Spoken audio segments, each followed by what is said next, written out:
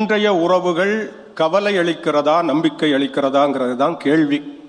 இந்த தலைப்பை கல்யாண மாலை கடலூர்ல கொண்டு வந்து நடத்துறாங்க அப்படின்னு யோசிக்கும் போது நீங்க முன்னுரையில ஒரு விஷயம் சொன்னீங்க.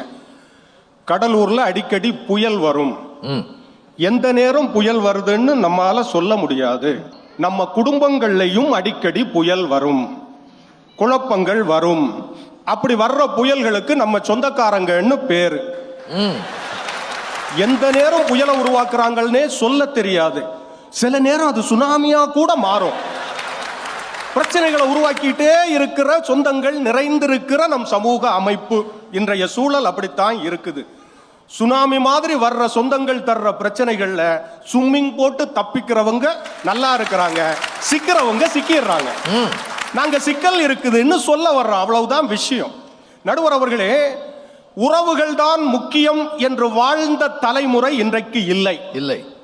உயிராய் நேசிக்க வேண்டிய உறவுகளை சரியான முறையில் வழிநடத்தாமல் உதாசீனப்படுத்துகிற உறவுகள் பெருகிக் கொண்டிருக்கிறது.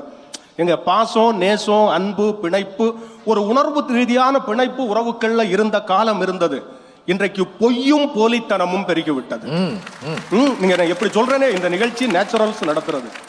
அன்புங்கிறது நேச்சுரலா இருக்கணும். சரி. ஆனா இன்றைக்கு நம்ம குடும்பங்கள்லயும் உறவுகள்லயும் ஆர்டிபிஷியல் அன்பு தான் இருக்கு. அன்புங்கிறது மேக்கப் போட்டு இருக்கு. ஆமா ஆமா ஆமா.